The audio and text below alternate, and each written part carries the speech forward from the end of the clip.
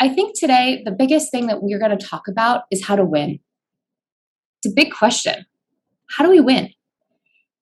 What we're going to do is we're going to show you guys 5 tips to build an authentic personal brand so that you guys can win more. And one way to do that, and what we're really going to talk a lot about today, is utilizing LinkedIn, our famous friend LinkedIn. I have this theory, guys. So I have a theory that there's sort of 4 different types of LinkedIn personas. Hear me out. The first one, and this is my husband through and through, he's a ghost. He's a ghost on LinkedIn. No picture, no description, don't know even which country he's based in currently. All you see is where he currently works, and that's it. It's as if he's really not even there. So that's number 1. 2 is the person who uses LinkedIn as a CV. So pretty much just a copy and paste job, maybe put a nice picture up there, but for the most part, it is 1-for-1 with the CV. Third is somebody who uses LinkedIn to really promote and build their personal brand. They're out there making connections. They're making sure you know who they are and vice versa, as well as what they stand for. And the last kind of person on LinkedIn is someone who's doing all this and more. They're not just telling you what they stand for, but they're getting involved in every little conversation that exists on the platform. I know you guys have seen them. There was a time when I tried to be that person where I just went 180 degrees full LinkedIn pro. Probably overdid it. So I'm curious to hear from you guys in the audience. We're going to deploy a poll. Tell us which level you guys use LinkedIn at. Are you guys at level 1? Not much, little ghosty like my husband?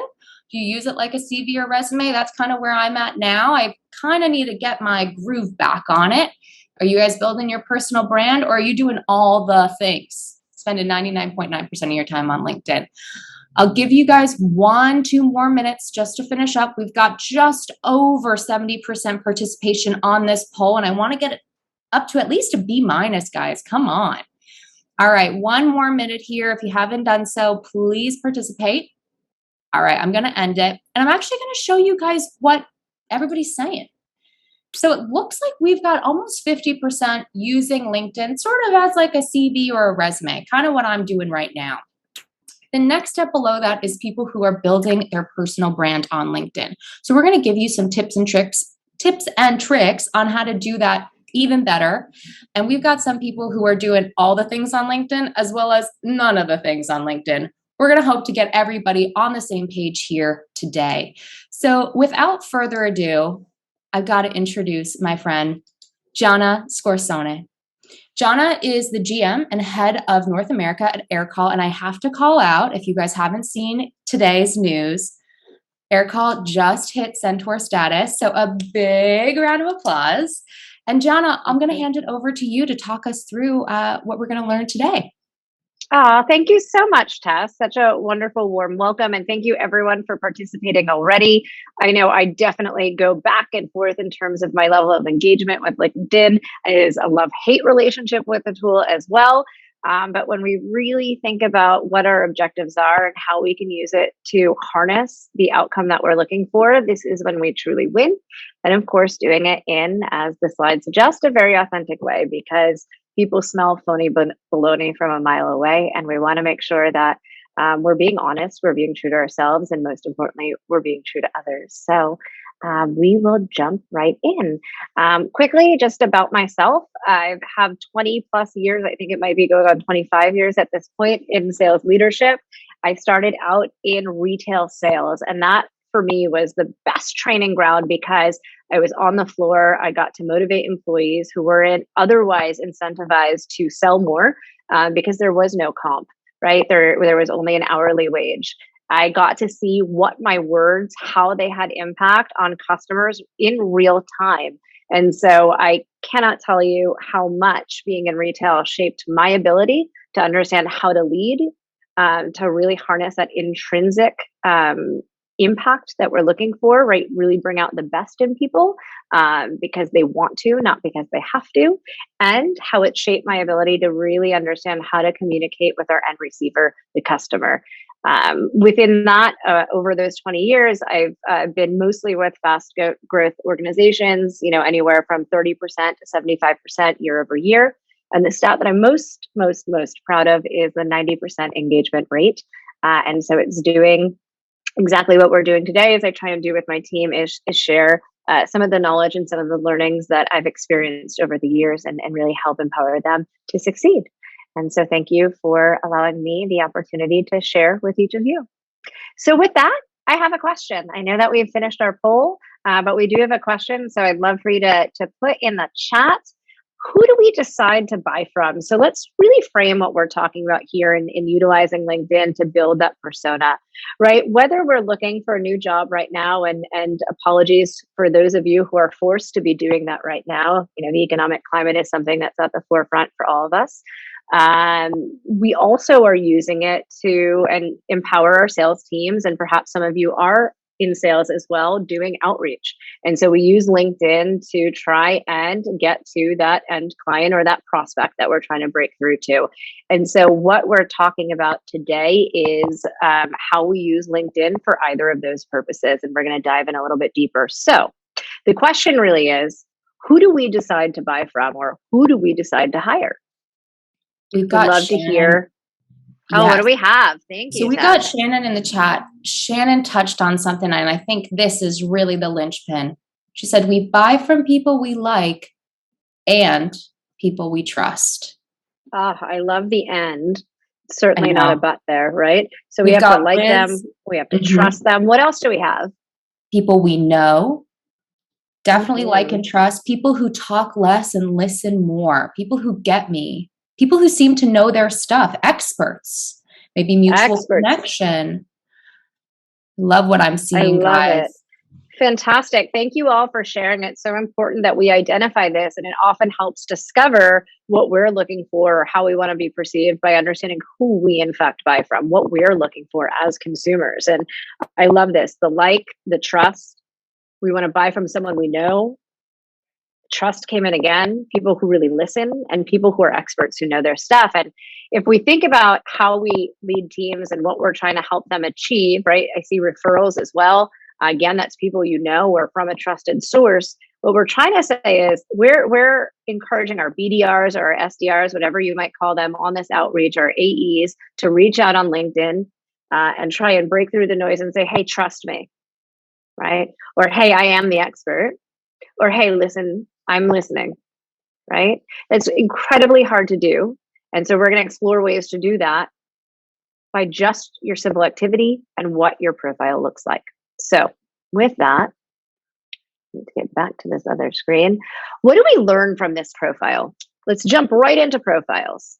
So let's utilize chat again. What do we know about this person? Talk to me about who this person is. Anything you notice about John Doe? Whoa, Susan Chambers coming strong. She said he's hiding. Whoa, interesting. Amy says she's looking at his title. She said he's a director and a leader. We have Peter saying he's in sales, certainly. And Michael said he moves a lot, which is interesting. We've got one mutual connection. That's an important one. Yeah. Love it. Thank you all. What I think is really interesting, right, is that there's a fake profile. You're right, Susan. It is a fake profile. We wanted to respect. However, part of it is real. The experience is real there. What I wanted you to capture is that we don't learn too much about this person. I also think that the comment around this is a salesperson, right? What do we mean by salesperson, right? Is that attaching that stigma that salespeople have, or is it simply because they are in sales? Either one of those is interesting to think about, and how we use our words in what people might think of us. When I look at this profile, I do think, okay, this person stayed with the company for 5 years, so maybe they're loyal. They've been promoted, so maybe they're very good at what they do, right? And there's certainly a lot of room to build on top of this, Shannon, as you just mentioned there, right? There's more compelling information that we could provide. But this was just a first stop in saying, hey, even with the most minimal, we form an opinion because we are judgmental. It's what we do. Humankind is judgmental, and we do our best not to. And perhaps many of us have now learned to open our minds after we form that first initial gut reaction, but that's typically there. And all of the information we put on LinkedIn, we're providing clues to people to help them form an opinion of us. So if we don't build our profile in a thoughtful way, if we're not thinking about the words that we're using and utilizing each component, as Shannon mentioned, then we're wasting our chance. So when one of your salespeople reaches out and they go to that profile and there's not much there, they just had the opportunity to share with the prospect something. They no longer have that opportunity once they go up. We know how low open rates are on emails. We're all trying to manipulate that open rate. Here we have the opportunity to have a second interaction, another interaction. So we really want to make sure that we're showing, Rich, as you mentioned, what problems we solve, because that might speak more to that end recipient. So we control the narrative, bottom line, right? That's the thesis of this entire presentation. It's called the power of perception. We are able to control how people perceive us, and we need to do it in a very thoughtful way, because when we come off as authentic, because we need to match who we are, because if we do break through and they do decide to give us that meeting, or your teammate that meeting, and then we talk to them, you want to make sure that you're that same person that you represent. Otherwise, that trust, Susan, that you mentioned early on, is absolutely gone and broken. And so it is very important that we represent who we are in an authentic way, that we give the context exactly, no bait and switch, love it tests, so that we give one cohesive experience. And that is how we stand out to make more business. This is how you can coach your teams, or you can utilize LinkedIn to harness more breakthrough by allowing people to perceive you the way that you want to be perceived. I often call this almost like creating a fake memory. I forgive me, I don't remember who mentioned it, but someone said, we want to buy from someone we know. Well, let's create some memories together in our profile so that they feel like they know you. Right? So that is creating your personal brand. So what I would like to know is, what makes you unique? How do you want to be perceived? And if you are a manager of a team and you'd like to instead, talk about how you want your team to be perceived, list out 5 adjectives or so in how you or your team should be perceived. I love this. Amy already says she wants to be accessible. Accessible. Someone who's thought of as helpful, resourceful, knowledgeable. We have reliable coming in, a trusted advisor from Peter. I love this. Innovative from John. That's such a great word and so important. Amy also said fun and happy. We also got to make sure I love that, being Amy. who we are, I love right? That. Personable, relentlessly positive, accountable. Oh my gosh. Guys, I'm loving everything. This is so wonderful. And what I'm hearing from you, Tess, is that it really varies from, I'm really good at my job, and these are the attributes and adjectives I want to be known as, I want to be perceived as. And then here's me personally as well. And I just love that this is melding, because a party animal, Ken, that's hilarious. Me too, love. Depends on the audience, though. It depends on the audience. But this is really how we become human, right? So we're using an avatar. We are using, technology, a profile to say, hey, I am human. And that's really what I love each of you are doing right now, is you're blending the adjectives that really describe your work persona as well as your real life persona, because they are the same.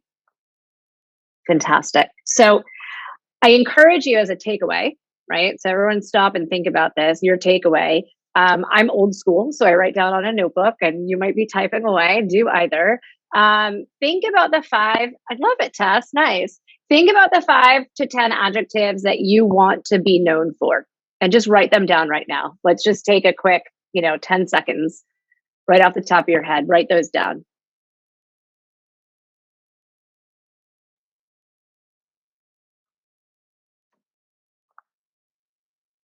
All right. And so that is what's going to help hold yourself accountable when you go back and you look at your LinkedIn profile after what we've discussed today. So the 5 tips that we'll go through are: think visuals, tell your story, we're going to strengthen our story, we're going to live our story, and we're going to find our people. Okay.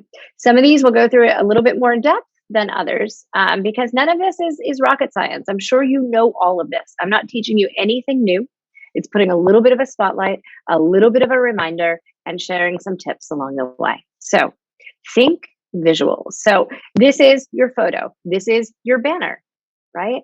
So what do we know about these two women? Again, let's utilize chat. How do their banners, their photos match their titles and the information that we see here? And these are real profiles. These are young women who I had the honor of working with many, many years ago.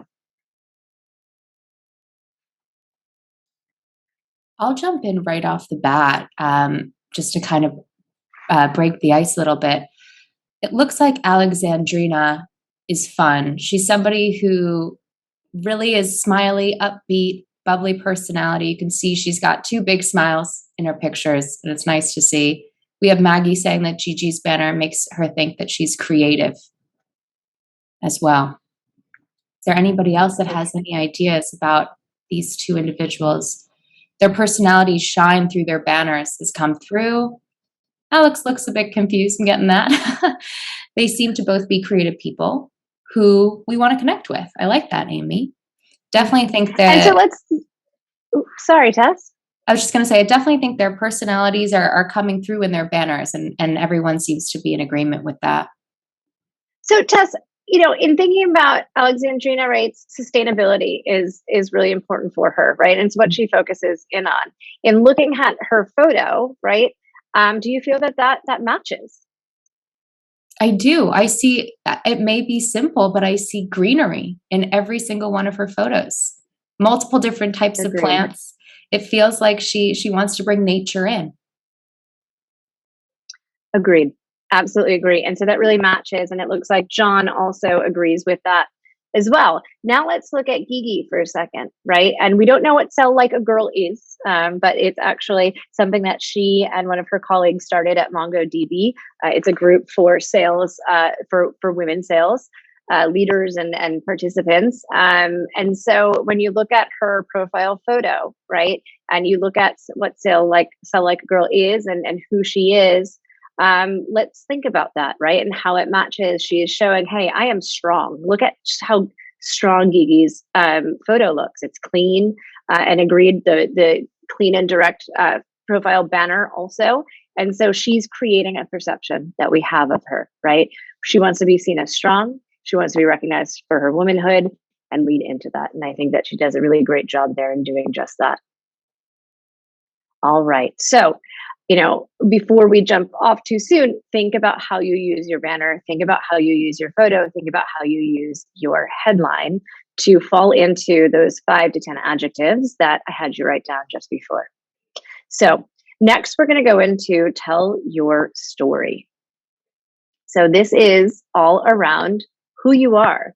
And I have an about here, but it's also all of your work experience as well. Tassie, you mentioned earlier on, we've got the ghost, we've got the person who uses LinkedIn as a CV, right? And the CV example would just be that kind of first example that we saw very early on of John Doe. It just shows where he worked, what his role was, and what that progression looked like with not a lot of detail. And again, the whole idea that we're talking about today is when your reps or when you reach out to someone for business purposes to treat them as a prospect to try and get business, you have the opportunity of sharing something new with them. They are a captive audience. What do you want to share with them so that you break through further, so that they form an opinion on you? So I see a question here. Can you read that for me, Tess? Yes, of course. So this question's coming in from Maggie Schaller. She asked, do we have opinions on whether we should write our bios in the first person or the third person? So either coming from I am X or Tess is X.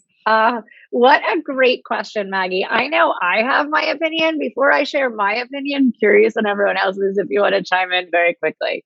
Yeah, everyone, let us know in the chat. What's your bio? What tense is your bio in?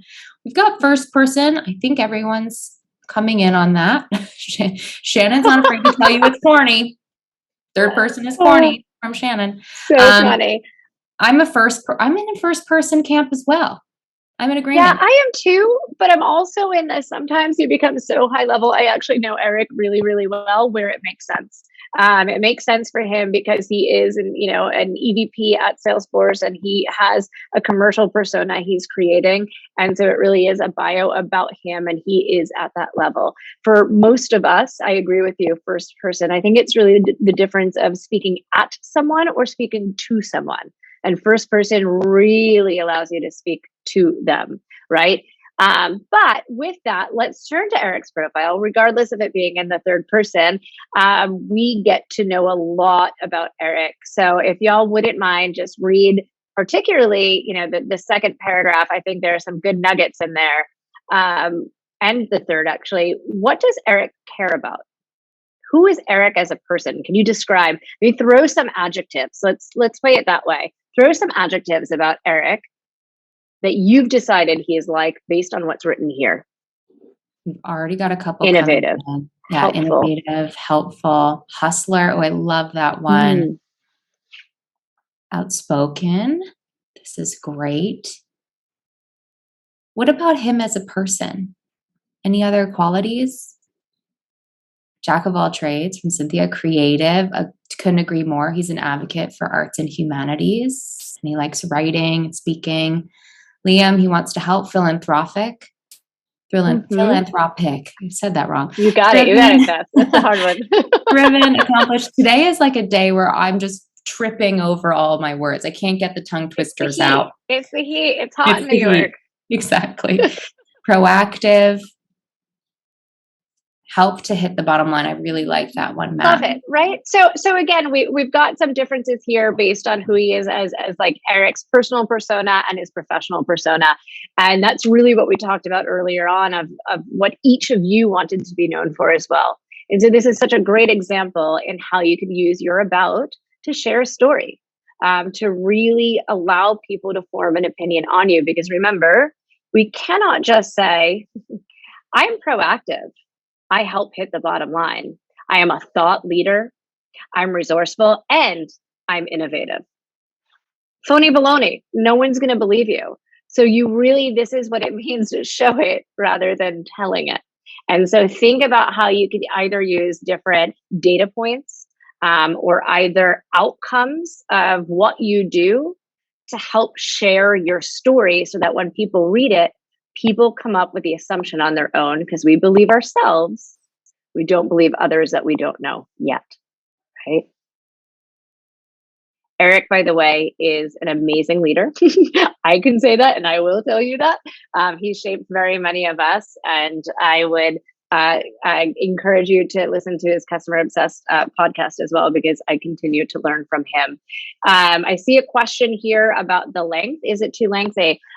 It's really up to you, right? You don't want to put something so lengthy where it loses steam, it loses momentum, you lose interest. But the bottom line is, it's like reading a book. If it's interesting, people will still read it.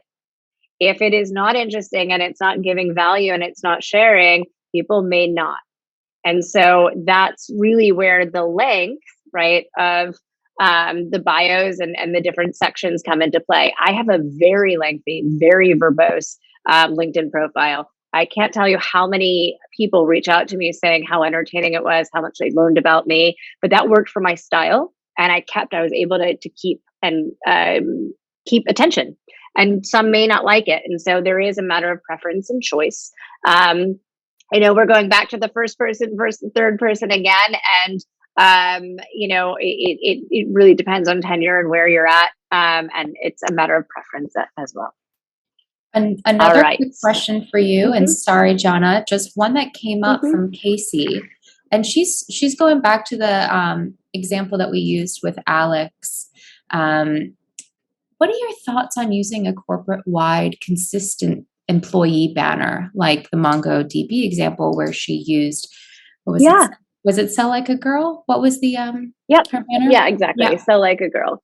Yeah. Love that. Again, it's how you want to be perceived, and the more personality you show, the more they learn about you. I would say that a really great backup is use your companies, because it shows pride. Like, let's think about what impression people could have. Wow, this person loves where they work. They have pride in where they work. They believe in what they are doing. These are all wonderful things to be perceived as, right? So that can absolutely work. So I don't think it's an or. It's a what would you like to get across based on the adjectives that you wrote down earlier on in the activity. So we've got one more, and I used Gigi again, and I hope Gigi doesn't mind because I probably should have cleared it with her, but I think the world of her. And so here is a great example of not being so verbose, not having a long narrative, not doing it in story format, yet there's still painting of a picture, right? There's still the showing because we've got, it's really about outcome as opposed to tasks. And it really paints a story of what Gigi's mind is focused on, right? So there's a lot about customers. There's a lot about the how she was able to build. There's a lot about metrics and results to prove that she's very good and is a thought leader in what she's doing. It shows accolades that she's been able to do. And so that was another one we talked about, excellence. So this truly is reinforcing what many of you shared as how you want to be perceived, again, in a way that is not a long narrative, and instead painting that picture through some worthwhile stats, some worthwhile accolades, and of course the outcomes. All right. So next we want to strengthen our story. And what we post really, really matters. And I want you to think about your audience. This is my love-hate relationship with LinkedIn, and what that trend has been happening where everyone wants to be an influencer. Everyone wants to be this amazing thought leader. And I believe in being a thought leader in what we care about.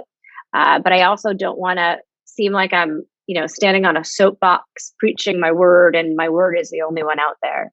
I also want to think about who I'm trying to attract from LinkedIn, right? And whether that's, if I were on the job market and prospective employer, because they're going to look at your LinkedIn, or if I'm, reaching out to partners. We've got an amazing partnership program integrations here at AirCall. So am I trying, to reach out and continue to build those fantastic relationships we have? Or am I guiding my sales team in this learning and reaching out to our prospects? So what we post, right? We really have to think about what we're posting. Is it all about me, me, me, me, me? Because that's the new trend. Look at me. This is what I think. You need to believe me because of X, Y, and Z, and this is me, and this is my word is the golden rule. Instead, right? If we're really using this as a sales tool to break through, to attract our prospects, right, with our words, think about them and what's important to them, right? Think about potentially posting an article about the industry. And Tess, this is something that you had mentioned about being a thought leader, right? What are we posting to show that we're a thought leader without hogging the space, right? Showing that we're still learning, that we're still educating, sharing so that we engage in conversation. This is vastly important. So this tip is really about, think about what you're posting and think about if it is self-serving or if you're providing value to others. Others being the ones that you are trying to prove value to, right? All right. Next is, are you a formula? So a lot of this trend again in LinkedIn right now of being this influencer and being, the almighty sales persona that knows who's going to school you and teach you everything. Have you noticed the formula? I know I can't be the only one who's noticed that formula. Tess, what have you noticed about that formula? What does it look like? Well, it looks like lengthy LinkedIn posts about, I don't know, just what you learned that day. It looks about getting as many followers as you can, a lot of them, most likely bots. It is constant chatter, constant updates about Not too much.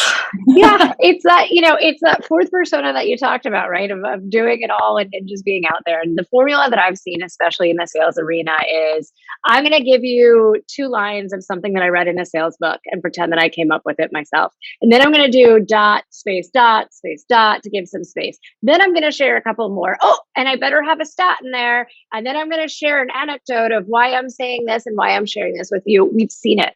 We've seen it. We've seen it. We've seen it. Right. And so again, we want to think about not me, but them. What is that actually sharing with someone? Is it really your thought, or is it someone else's thought that you're regurgitating in a formula that feels extremely robotic and insincere? None of us wrote in our adjectives that we want to be known as insincere. And so when we stick with a very scripted formula, something that feels like a carbon copy, it's not going to come off as authentic. It's not going to come off as real. It comes off as forced and like a copycat. And none of us want to be perceived that way. And so think about breaking out of that formula and think about some of the tips we shared in sharing an article, asking a question. Sharing a story is great, right? But doing it in a way that doesn't feel like you're just regurgitating something that you read, that we've all read out of a sales book. I have a question for you, Gianna. For Sure. folks who are trying to sort of break out of that formula, maybe they've been doing it because it's easy to Yeah. almost fall into it. It is when you see Yeah. everybody else posting like that. How should you scale it back without it just feeling like it's almost then not you because you're scaling it back so much and people aren't used to that? How do you kind of reconcile moving between these different sort of LinkedIn Yeah. levels, as we're calling them? That's such a great question. I think it's really understanding your why behind it. Why am I posting this? Does this feel real? Am I doing it for the sake of activity? Do I stand by what I'm writing? Why do I stand by what I'm writing? And just start there to hold yourself accountable to wanting to post for a real reason. I just posted about Centaur, but for me, what was most important was like thanking my team. And so, I want my team to know that I couldn't get there without them. And that's the point of that post. And I made sure to tag all of the leaders on my team. And so it's really thinking about how we use our words and what we're providing to reinforce that. To your point on that formula, how to break away. And let's face it, it's easy to read. And so I understand why people do it. I understand why it was devised. It's now just overused. So think about why that formula is successful, and can you figure out a way to still share your words, but maybe in a way that does not look like you copied and pasted someone else's and just changed up a few words within there. And so it's holding yourself accountable to that as well. And then lastly, it's thinking about how to share differently, right? And really thinking about, are you just speaking out loud? Or do you feel like it's going to drive some of the impact that you're looking for? And that really goes to the overall why that I was speaking of first. Yeah, great question. It's not easy. I fall back and forth, right? This is not a rule of thumb of like, you're great at this, you're not great at this. And I know that I've definitely fallen into that trap at times. So by no means have I, perfected this at all. Sometimes I go silent on LinkedIn for weeks at a time. And so it's really understanding the nature of the relationship that you want and how it can help you, and using it as a tool that is assisting to get you the outcome that you're looking for. All right. So we go to tip number 4, which is live your story. And we're going to breeze through this one pretty quickly, but it's because it's very similar. But we'd be remiss if we didn't say what you share, what you like, what you comment, like join the conversation. It's important to engage. And this is, again, going to help strengthen how people perceive you, how you become that thought leader. It's going to help form your opinion. You're going to help yourself grow as well, because you're speaking more publicly and really thinking about what you want to interact with. And so, again, I'm sure many of you do this. It's a no-brainer, but really think about not just sharing, but also really commenting, and think about how you comment, right? Not just like, congratulations, awesome, but maybe share your why. When you share a because or a why, you're allowing people to understand and hear your thought process. Seeing and hearing your thought process will, again, form an opinion of you. You get to show them that you might be a critical thinker. You might show them that you are strategic. You might show them that you are operationally minded. but sharing a little bit more than just a like awesome or I agree is going to give you the platform to show a little bit more of who you are and what you bring to the table. And then number 5, find your people, right? So follow leaders, your colleagues, media companies, etc. But then take it a step further. So we talked about commenting, but now with your network and people you know really well, right? It's really important and can be very important as a strategy to utilize recommendations, right? Connect with those that you've come across all along the way who know you really well, who you've interacted with, and ask for recommendations. I have a lot of recommendations on my LinkedIn, and many I didn't solicit, and truthfully, many I did. I didn't tell them what to write.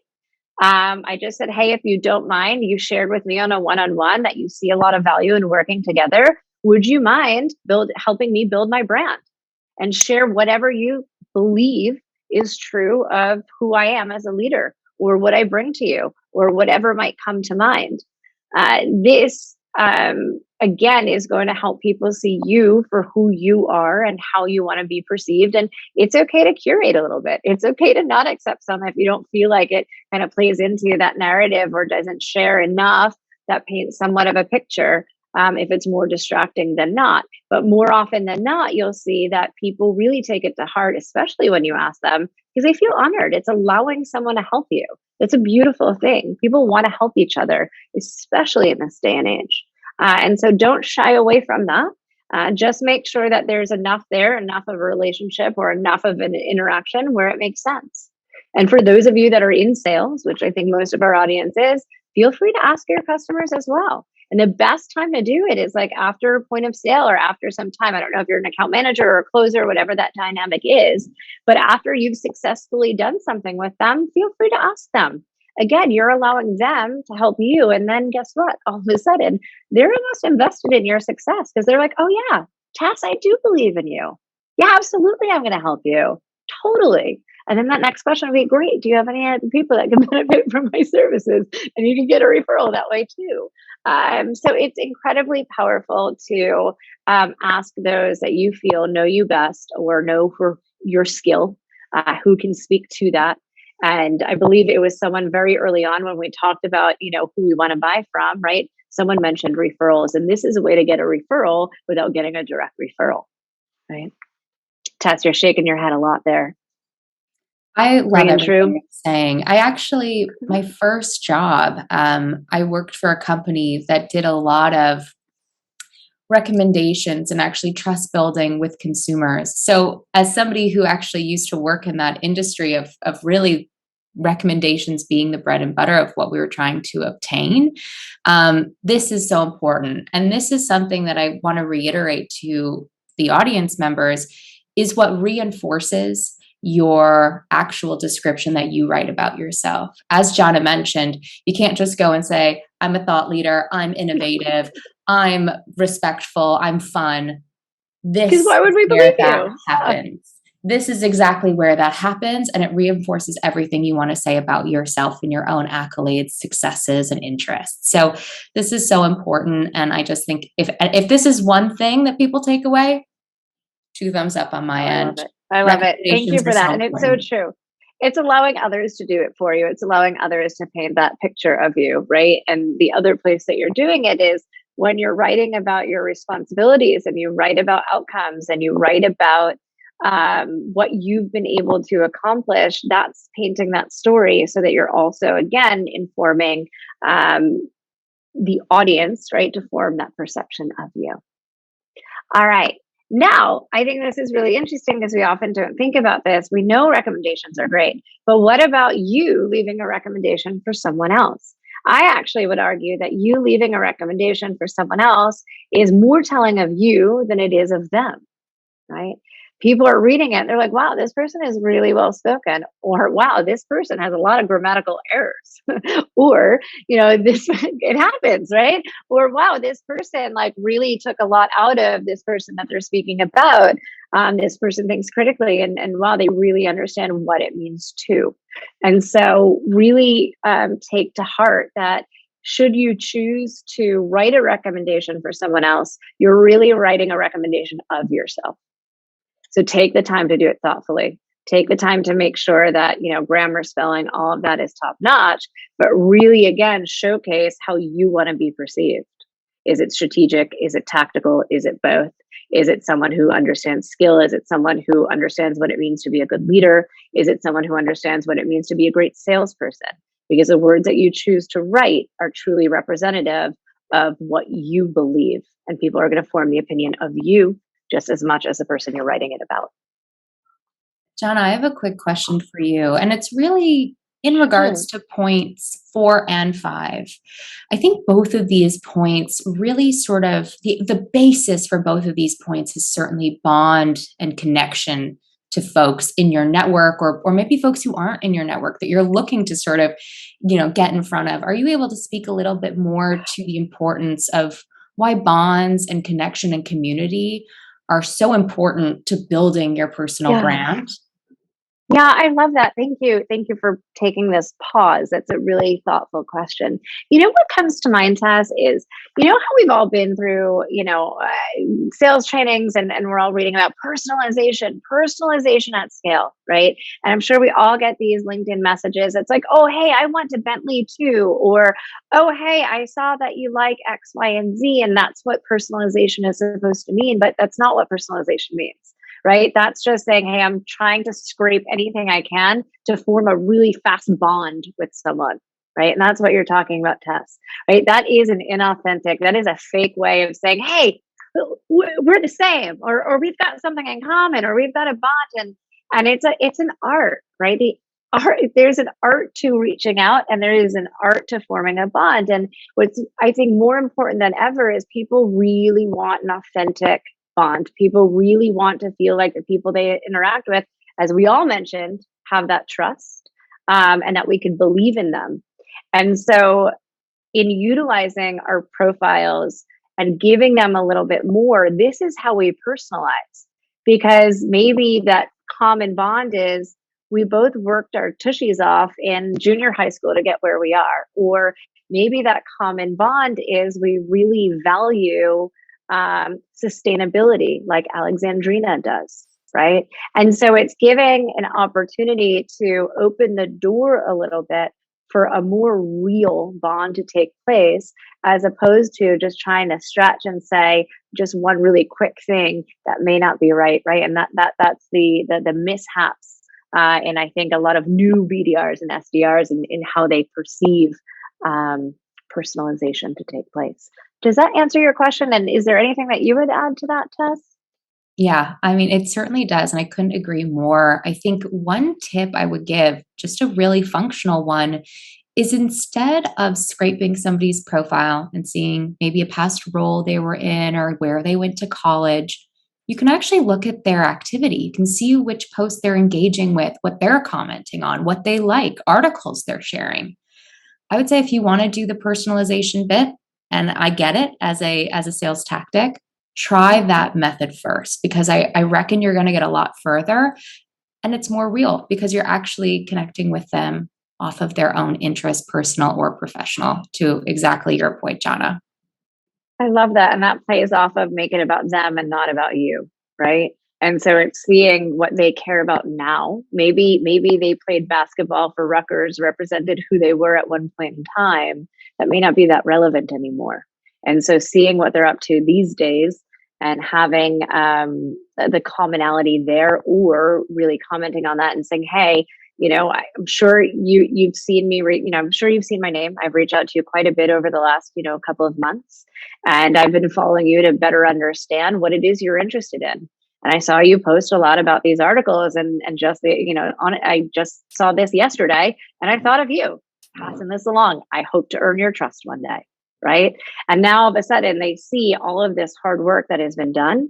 It's done in a very honest way. You shared that you've been, checking in on them. You've shared that you've reached out a lot. So there's nothing that you're hiding behind. You've been very transparent in your strategy, but saying, hey, I noticed that you care about this.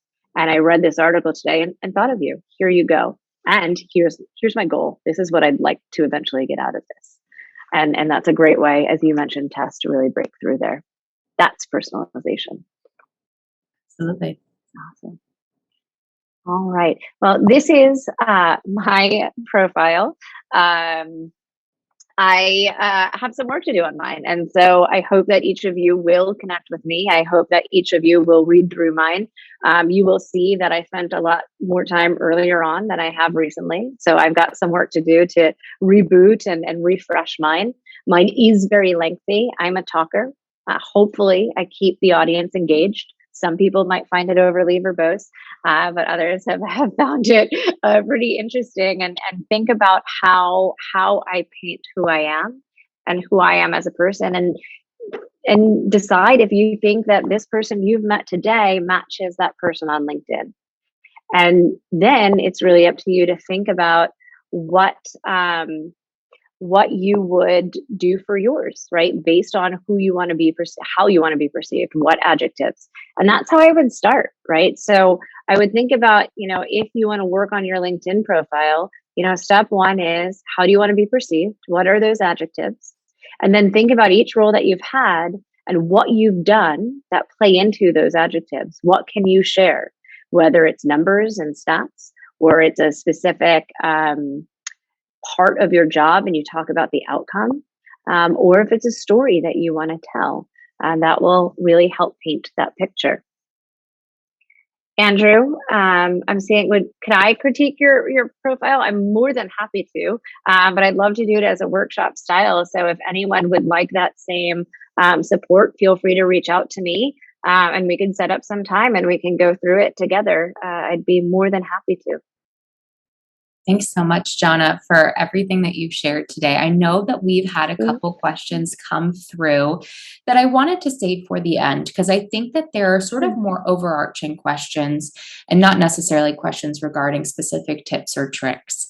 So one question that came through was from Susan, and she asked how often a profile should actually be rewritten. I'm sure for most of us, and I am so guilty of this, the minute I'm looking for a new job or the minute I've got a promotion, my profile is getting an absolute facelift and makeover. But is that too obvious? Is that too infrequent? Or maybe it's too on the nose. Maybe I'm letting too much on if I look like I'm updating my profile and my colleagues are like, maybe she's after a new position. Be curious to hear from you. What's the best frequency or cadence to making sure we're keeping our profile up to date in terms of who we are, what we stand for, what our interests are, but also what we're doing professionally and personally? Absolutely. I'll say this. I don't know how, LinkedIn's algorithm works. I don't work for them. But what I do know is that they want to see people who are active, and they're going to promote people who are active, because if you're active and they keep promoting you, you're going to be more active. And so it helps them maintain usership, right? And so I would just say, just for that alone, think about changing some keywords or some things on your profile, because it'll probably help inform LinkedIn that you're very active as well. In terms of your profile itself, as a hiring manager, you better believe if I saw someone change their profile, I'd be like, oh my word, they're looking. Uh-oh, right? Totally. So when you said that, I was like, oh my gosh, that's so true. But the bottom line is, don't be scared. Do it anyway and share that you're doing it and say, hey, y'all, I've, decided to, update my LinkedIn profile a little bit so that, I really create my brand. Would a couple of you mind just reading it and let me know, what your thoughts are? And so bring people in so that you're not hiding, right? So that you're not evoking fear, and so that you don't have fear in changing it as well. To go back to the original question though, which is how often should, I think it's really up to you. As you progress and as you change, your adjectives of how you want to be perceived are probably going to evolve as well. So you might want to revisit it to make sure that it represents who you are and how you've evolved. I love that. I was going to ask you a question I'm still going to ask it, but a different version of it, because Okay. you've already answered 75% of the question. But, with COVID and with the fact that so many people's professional lives have now clearly bled into personal. I mean, you guys are joining me from my bedroom. This is a very personal space. Beautiful bedroom, by the way. Very beautiful. Thank you so But you much. see, I'm judging. I am a neat freak, so thank you. I appreciate that. The bed is always made. But I'm curious to hear if you've noticed a shift in people's brands and what they're willing to share on LinkedIn because of the pandemic, because, you're in my bedroom now. I'm forced to become a little bit more personable and vulnerable in my professional world. I just, curious to hear your thoughts and your take on sort of the trends in people building their personal brands. Yeah, absolutely. Now more than ever, you're right. Because of COVID, work life balance has just blended. Your home environment is now your work environment. And it's very hard for us to compartmentalize when we've already made that shift, right? And so that shift is there.